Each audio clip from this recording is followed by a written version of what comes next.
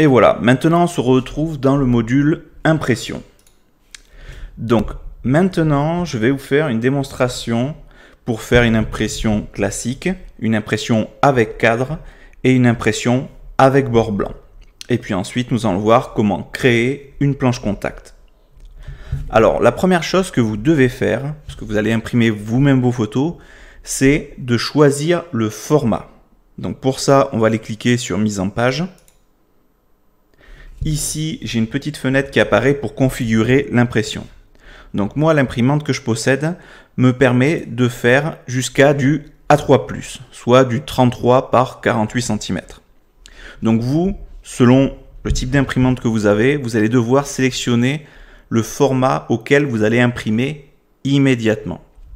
Donc si vous souhaitez faire du A4, à ce moment-là, positionnez-vous sur A4 et validez. Voilà. Donc là maintenant, on a l'affichage d'une image au format A4. Alors, on va commencer par les paramètres d'image. Donc ici, vous avez la possibilité, donc je vais tout décocher. Donc ici, vous avez la possibilité de faire un zoom de remplissage. Donc selon le format de l'image, vous avez la possibilité de soit laisser des bords blancs, soit de faire un remplissage complet de l'image. Ensuite, ici, vous avez adaptation par rotation. C'est-à-dire, par exemple, cette photo a été prise au format paysage et la feuille que l'on a à l'écran est au format portrait. Donc, du coup, j'active cette petite option et on peut voir que la photo a été positionnée dans le format paysage. Là, par contre, ce que je peux faire, vu qu'il reste des petits bords blancs, éventuellement, si je le souhaite, je peux cliquer sur Zoom pour remplissage. Et vous voyez que du coup, je n'ai plus du tout les bords blancs. Bon, par contre, comme vous voyez, ça fait un certain crop au niveau de l'image. Donc on perd un petit peu, pas beaucoup, mais regardez, si vous regardez bien, voilà, on perd un petit peu au niveau de l'image. Ensuite, vous avez la possibilité de faire répétition de la photo sur chaque page. Alors personnellement, je vois pas du tout l'intérêt, donc on ne va pas aborder cette petite case ici. Maintenant, nous allons voir comment créer un contour à son image. Donc pour ça, c'est extrêmement simple. Il suffit d'appuyer ici. En cliquant ici, bon, moi la couleur était violette, vous, elle sera noire ou la couleur sera noire ou blanche, parce que moi j'ai déjà touché aux paramètres. Ici, on a la possibilité, voilà, choisir du blanc, du noir, du gris. On peut vraiment tout choisir. Et après, on peut même après jouer au niveau des couleurs. Donc là, vous avez la possibilité vraiment de choisir la couleur de votre bord. Une fois que c'est fait, ici, vous avez l'épaisseur. Donc, vous avez la possibilité, donc là, c'est 20 points. Vous avez la possibilité de réduire ce bord pour aller jusqu'à 0,2 points. Donc là, ça va être vraiment à vous en fonction de ce que vous voulez faire. Si par exemple, vous faites une impression, imaginons, voilà, on remplit le cadre.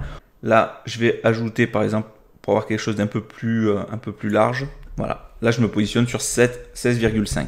Donc du coup, quand vous allez imprimer votre photo, si vous faites une impression sans bordure, vous aurez exactement cette image à l'écran. C'est-à-dire vous allez avoir ces bords noirs qui vont être imprimés et votre photo. Alors, au niveau de la disposition, donc là au niveau de l'unité de règle, ne mettez pas les pouces, sauf si vous êtes québécois, canadien. Nous, on va partir sur du centimètre, parce que c'est les normes en Europe. Donc on va partir là-dessus. Alors ici, dans cette partie-là, on est dans la partie marge. Donc si on le souhaite, on a la possibilité justement d'imprimer avec un bord blanc. Donc, par exemple, on va faire, disons, on veut par exemple à gauche 2 cm de bord blanc. À droite, pareil. On va faire la même chose ici et la même chose là, et hop. Ce qui fait que quand nous allons imprimer notre photo, elle va être à ce format-là. C'est-à-dire vous aurez un bord blanc tout autour de l'image, un contour noir et ensuite votre photo. Alors vous voyez que juste ici, il y a des informations qui sont indiquées. Donc ça veut dire que la partie imprimable avec le bord noir représente 16,99 par 25,70 cm. Et on est sur une résolution de 565 points par pouce. Alors c'est PPP ou DPI, c'est exactement la même chose. Alors, dans des cas un petit peu spécifiques, si vous ne faites pas des impressions au format standard, vous avez la possibilité d'activer la cellule carrée.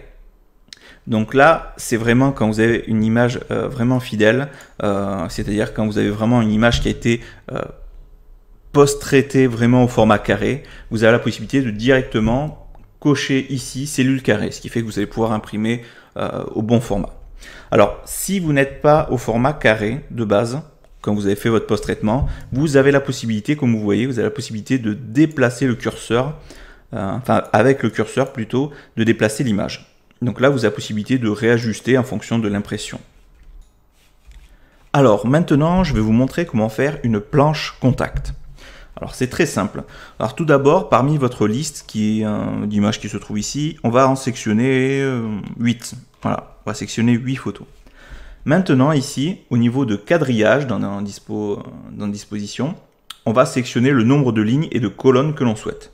Donc là, ce qu'on va faire, on va faire par exemple 4 lignes, hop là, et 2 colonnes. Ou on pourrait faire l'inverse, on pourrait faire simplement 2 lignes et 4 colonnes. Ça revient au même. Donc, voici ce qu'est une planche contact. C'est une page, ça sera en tout cas un tirage sur lequel on va retrouver énormément d'images. Alors, pourquoi faire une planche contact? D'où ça vient, etc. Alors, tout d'abord, la planche contact date du temps de l'argentique. Parce qu'il faut savoir qu'avant, en argentique, on utilisait des pellicules, on n'avait pas d'écran sur lequel on pouvait avoir un aperçu de son image. Donc du coup, si le boîtier était mal fermé, on avait mal inséré la pellicule, si on avait mal exposé ses photos, on ne le savait pas. On le savait uniquement quand on faisait tirer les photos. Et l'intérêt justement était de faire une planche contact, c'est-à-dire la personne développait le film, et scanner les négatifs et du coup imprimer justement toutes les photos sur une seule page, ce qui permettait ensuite de choisir quelles photos on voulait tirer en grand format, en petit format, etc. quoi. En numérique, l'intérêt va être pour les professionnels, c'est-à-dire imaginons voilà, vous êtes photographe portrait, une modèle vous a payé et elle souhaite donc dans son forfait, vous l'avez dit, prise de vue plus 5 tirages papier. Donc du coup, pour éviter de lui envoyer les photos au format numérique par mail, parce que du coup, automatiquement, si vous lui envoyez toutes les photos pour qu'elle choisisse, le problème qui va se passer, c'est qu'elle peut automatiquement imprimer ses photos. Donc ça, vous ne pouvez pas vous permettre. Donc du coup, l'intérêt va être justement d'imprimer sur une seule page toutes les photos en petit format. Et ensuite, vous rencontrez la modèle, vous lui présentez, là par exemple pour notre cas, on a 8 images, et elle va choisir 5 images parmi les 8. Et ensuite, vous allez faire le tirage. Ça vous évite d'imprimer 8 photos et qu'en fait finalement on n'en garde que 5. Ce qui est un peu dommage parce que du coup vous allez perdre, il y a 3 tirages où vous allez avoir perdu le papier et le coût de l'encre. Donc l'intérêt est économique et surtout c'est une stratégie marketing pour vendre. Donc c'est plus pour le côté professionnel. Mais ça peut être aussi intéressant dans certains cas quoi. Une autre possibilité aussi, c'est si vous venez à faire des expositions. Ça peut être assez intéressant, c'est que vous pouvez faire une planche contact justement de tirages qui ne sont pas exposés pour les proposer à la vente. Imaginons, voilà, vous faites une exposition sur la photo de paysage, mais vous faites aussi de la macro, etc. Donc vous avez vos photos de paysage qui sont dans des cadres au mur, mais vous mettez à disposition plusieurs planches contact avec différentes images de photographie animalière, photographie de portrait, etc. Et vous mettez un prix. Par exemple, 10 € le tirage en 20 par 30 par exemple, et vous demandez aux gens de choisir parmi cette liste. Donc les gens qui sont vraiment intéressés par votre travail vont pouvoir commander justement certaines photos, donc il suffit juste de les numéroter, et du coup ça va vous permettre de choisir justement, ça va vous permettre justement aux visiteurs de votre expo ou autre, ou aux futurs clients, de choisir les images qu'ils souhaitent et dans le format qu'ils veulent. Ça c'est ça qui est intéressant. Et du coup, le fait de faire ça, c'est de la précommande. Donc du coup, vous n'aurez pas besoin d'imprimer chaque photo en quantité. Et du coup, avoir à stocker les images, surtout le prix, parce qu'automatiquement, avoir 2-3 exemplaires de chacune de vos images, ça représente beaucoup d'argent. Donc le mieux, c'est de faire une planche contact et de proposer, voilà, par exemple, telle photo à 10 € en 20 par 30, etc. Donc voilà, donc c'est une des possibilités justement de la planche contact. Alors maintenant, nous allons voir les repères. Alors ça, c'est les goûts et les couleurs, vous les activez pas. Moi personnellement j'ai tout activé, comme ça j'ai toutes les infos. Là par exemple dimension, si je désactive, mais du coup je ne vois pas la taille en centimètres ni la résolution de mon image. Donc du coup on coche ici et on voit que là je serai en 19,45 cm par 29,17. Et je suis sur une résolution qui donnera du 476 points par pouce. PPP, DPI, c'est exactement la même chose. Donc voilà. Après, vous avez la possibilité justement d'appliquer par exemple la règle, comme vous pouvez le voir ici. Donc ça vous permet justement de mesurer, de prendre des repères, etc. quoi. Donc moi je vous conseille vraiment de tout activer, comme ça vous aurez différents repérages. Pareil pour la cellule d'image, vous voyez exactement sur quelle zone. Là on voit que justement elle part en haut, ici et jusque là. Je pourrais l'agrandir, voilà. Et là je suis en plein. Et là je suis en 19,8 par 29,7. Donc vous avez vraiment la possibilité d'activer toutes ces options. Moi je vous recommande de les activer, comme ça vous avez des repères de quadrillage, vous avez des règles pour les mesures, vous avez la taille en centimètres avec la résolution. Alors la taille en centimètres est assez intéressante, surtout si vous imprimez, si vous avez une imprimante qui fait du A4, du A3 et du A3+. Parce que des fois, si on ne fait pas attention, on pense être en A3+, ou A3, et en fait on est juste en A4.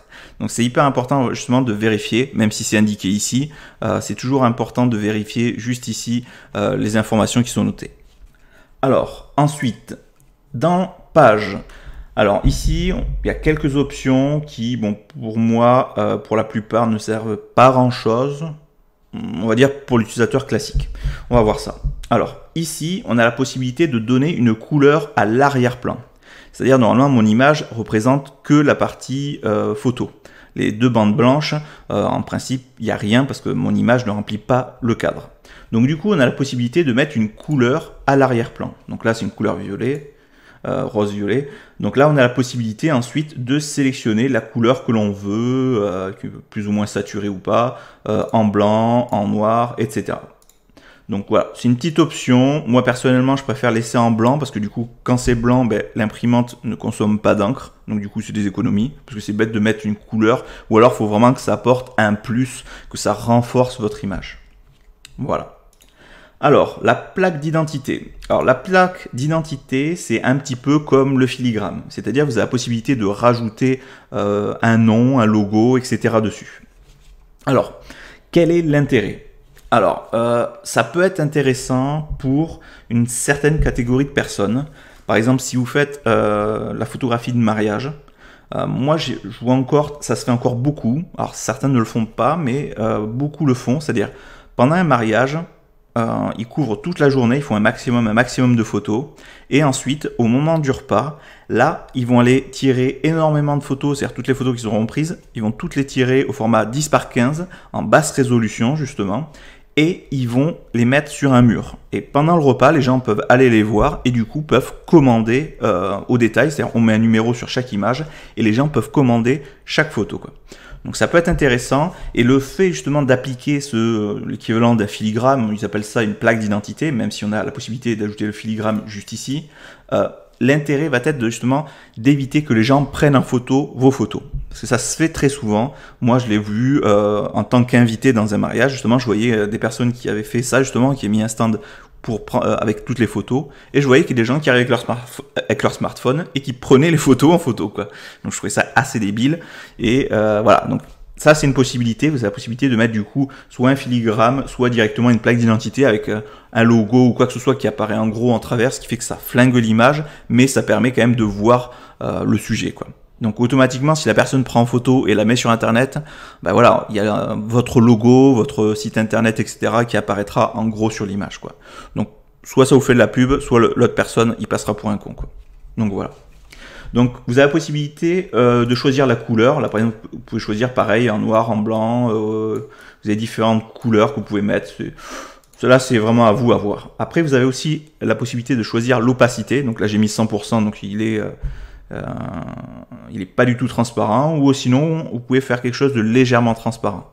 Moi, je vous conseille, si vraiment vous voulez faire une plaque d'identité sur la photo, allez-y franco, donc mettez opacité à 100%. Comme ça, vous êtes sûr que la personne, si elle prend en photo, il y aura votre logo qui apparaîtra partout, quoi. Vous avez la possibilité de mettre à l'échelle, donc justement, soit le faire en tout petit, soit le mettre en très gros, de manière à ce que ça bouffe l'image ou pas, quoi. C'est comme vous voulez. Après voilà, rendu derrière l'image, rendu devant, voilà. Ça, moi je vous déconseille, vous laissez vraiment par défaut. Si vous voulez vraiment flinguer une image pour que les gens puissent pas la prendre en photo, vous faites ça. Plaque d'identité, bon, choisissez éventuellement la couleur. Alors ici, vous avez la possibilité de soit le laisser au format horizontal comme ça, soit le mettre rotation 90%, 180, voilà. Vous avez la possibilité de le mettre dans le sens que vous voulez, le texte. Bon, de toute façon, l'intérêt, c'est surtout de flinguer la photo pour pas que les gens refassent une photo dessus, quoi. Donc voilà. Ensuite, le filigrane, voilà, pareil. Là, vous avez la possibilité d'en créer un. C'est le même principe. Après, voilà, à voir. C'est vous qui choisissez, soit plaque d'identité, soit filigrane, mais c'est exactement la même chose, quoi. Alors, ensuite, option de page. Alors là, c'est une petite option qui peut être assez intéressante si, par exemple, vous voulez mettre des informations. Imaginons, voilà, là il y a marqué netteté, profil, imprimante. Ça on s'en fout un peu, c'est pas trop, ça nous intéresse pas trop, mais on peut mettre des informations plus intéressantes. On peut mettre par exemple le numéro de page, juste ici. Donc du coup, si vous mettez plusieurs tirages, en laissant le numéro de page ici, la personne pourra mettre un numéro et éventuellement vous la commander, ou sinon ça peut être pour un concours, ça peut être intéressant justement. Pour un concours, ça peut être pas mal, quoi. Mais voilà. Moi honnêtement là-dessus, juste le numéro de page, je pense que ça suffit largement. Par contre, si vous voulez vraiment mettre des informations pertinentes, c'est juste ici, informations sur la photo. Et là, où vous avez la possibilité de faire modifier.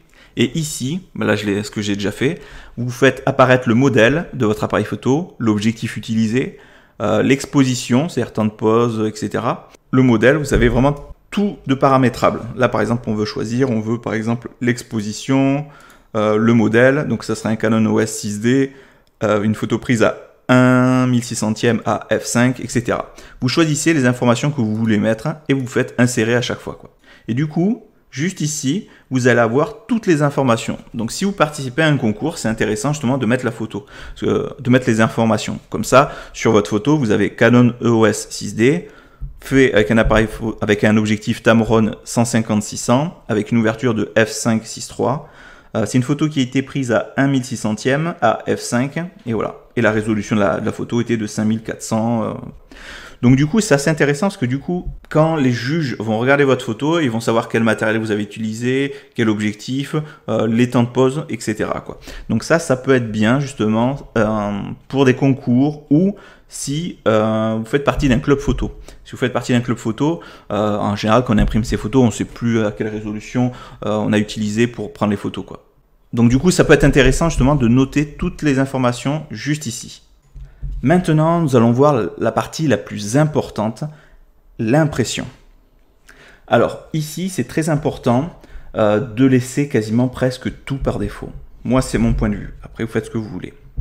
Alors, dans la partie travaux d'impression, vous avez la possibilité de choisir imprimer au format soit imprimante, soit au format JPEG. Donc, imprimer au format JPEG, il n'y a pas vraiment d'intérêt. Peut-être pour certaines personnes, mais on ne va pas en parler. Nous, on va partir du principe que vous souhaitez imprimer vos photos au format papier. Si on veut du JPEG, on fera l'exportation classique. Alors, ici, vous avez la possibilité d'imprimer en mode brouillon. Alors, pourquoi faire du brouillon? Alors, ça peut être intéressant justement si on fait ce qu'on a dit tout à l'heure. C'est-à-dire vous allez imprimer des photos en basse résolution avec un gros filigrane en travers pour présenter une image afin qu'elle soit vendue dans un mariage ou ce genre de choses. Ça vous évite de consommer beaucoup d'encre. Du coup, vous allez faire des économies. Au niveau de la résolution, ça, je vous déconseille de l'utiliser parce que comme on va imprimer justement sur une imprimante, c'est elle qui va choisir la résolution. Enfin, c'est pas tellement elle qui va la choisir, c'est en fonction de la résolution de votre image par rapport à la taille du papier.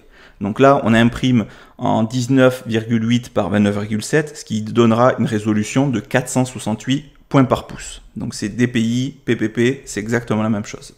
Donc du coup, aucun intérêt de modifier la résolution ici. Alors, netteté d'impression. Pareil, je vous déconseille de modifier parce qu'automatiquement, tout ce que vous allez faire ici, ça va détériorer votre image. Parce que ce que vous voyez à l'écran, du coup, le logiciel va faire des modifications dessus pour ajouter de la netteté, etc. C'est en gros, ça va altérer la réalité. C'est-à-dire ce que vous avez à l'écran, c'est pas ce que vous aurez sur du papier. Donc surtout, ne pas activer ça. Il n'y a vraiment aucun intérêt. Ensuite, Réglage d'impression. Alors là, c'est pareil, je vous déconseille de modifier. Parce que, vous voyez, si je modifie la lumière, elle ne se modifie pas sur mon image. Mais par contre, elle va se modifier sur mon tirage. Et le problème, c'est qu'on n'a pas d'aperçu. Donc si je modifie ici, je modifie à l'aveuglette. Je verrai uniquement au moment du résultat.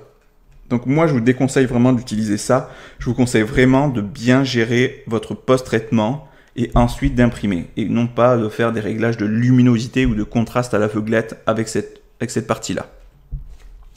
Alors, juste au-dessus, vous avez la gestion des couleurs. Alors, il faut savoir que sur une imprimante, il y a des profils colorimétriques. C'est-à-dire, on a des profils qui permettent d'imprimer sur différents types de supports. Je m'explique. Il faut savoir que sur du papier brillant, on ne va pas utiliser la même quantité d'encre. Surtout, le rendu sera différent sur un papier mat au niveau de la couleur. Et justement, on va utiliser un profil pour dire, voilà, on utilise du papier Canon telle référence. Donc du coup, l'imprimante, comme elle sera calibrée, va savoir comment imprimer sur ce type de papier. Par contre, si vous achetez du papier chinois entrée de gamme, il va vous falloir une sonde pour calibrer justement votre imprimante. Je vais expliquer grosso modo assez rapidement. Donc pour calibrer une imprimante, c'est extrêmement simple, il existe une sonde. Donc vous avez un logiciel que vous affichez sur votre ordinateur avec une grille de référence, c'est-à-dire vous avez différents carrés de différentes couleurs, et c'est des références qui sont très très précises, hein, qui sont comme vous avez dans Photoshop quand vous utilisez la pipette, vous avez un code couleur qui est donné, et en fait l'écran l'ordinateur va envoyer les informations sur l'imprimante. Donc vous mettez votre papier chinois, il va imprimer sur le papier chinois et la sonde va regarder justement si le code couleur correspond bien. S'il ne correspond pas, la sonde va faire un repérage. Il va dire ah je suis trop bas ou je suis trop haut, je suis trop saturé ou au contraire. Et du coup le logiciel lui va compenser. Il va compenser jusqu'au moment où quand vous allez imprimer, vous allez avoir les mêmes couleurs avec le code couleur que sur votre papier. Et du coup, une fois que ça c'est fait, il va enregistrer ce que l'on appelle un profil. Et ce profil va permettre, justement, quand vous allez imprimer une photo et que vous allez avoir un certain rendu à votre image, à votre écran, il sera exactement le même sur du papier, quoi. Donc voilà. Donc du coup, c'est quelque chose d'assez technique. Surtout, il faut investir dans une sonde. Une sonde de mémoire, c'est entre 250 et 300 €, donc c'est pas donné. Donc il faut surtout quand même faire des tirages, quoi. Ou alors, éventuellement, c'est en louer une ou en acheter une à plusieurs. Ça peut être une opportunité aussi. Et ensuite, vous allez pouvoir créer des profils en fonction du type de papier que vous utilisez. Alors par contre, moi ce que je vais vous conseiller, c'est soit utiliser uniquement du papier officiel par rapport à votre imprimante. Donc si vous avez une imprimante Canon, achetez que du papier Canon. Même si c'est plus cher, en termes de qualité, en termes de grammage, en termes de profil, vous n'aurez pas besoin de vous prendre la tête. Moi par exemple, si je vais sur mon imprimante, que je vais dans les propriétés, immédiatement ici j'ai une certaine gamme de papiers. Donc j'ai le glacé Extra 2, le professionnel platine, le professionnel lustré, etc. Donc ça c'est des références de papier Canon officiel, ce qui fait que mon imprimante est calibrée pour ce type de papier. Donc j'ai pas besoin de refaire un calibrage avec une sonde. Je sais que si j'utilise du papier Canon, j'aurai exactement le bon rendu.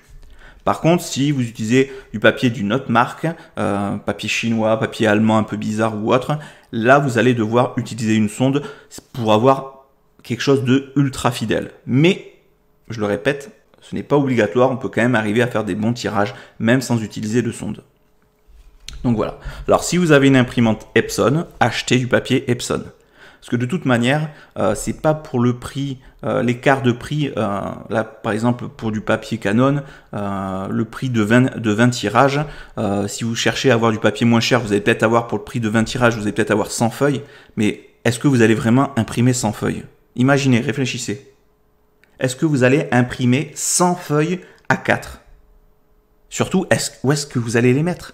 Où est-ce que vous allez mettre 100 papiers A4 partout chez vous? Si c'est pour un usage personnel, achetez du papier haut de gamme, vous ne serez pas déçu, vous aurez le meilleur rendu, vous n'aurez pas à vous prendre la tête, vous n'aurez pas à vous dire je comprends pas pourquoi la couleur est différente sur mon imprimante, sur mon papier, etc. Vous n'aurez pas à vous prendre la tête avec tous ces problèmes-là, quoi. Voilà, c'était tout pour le module d'impression. Donc si vous avez des questions, n'hésitez pas, comme d'habitude, à les mettre dans les commentaires. Je me ferai un plaisir de vous répondre.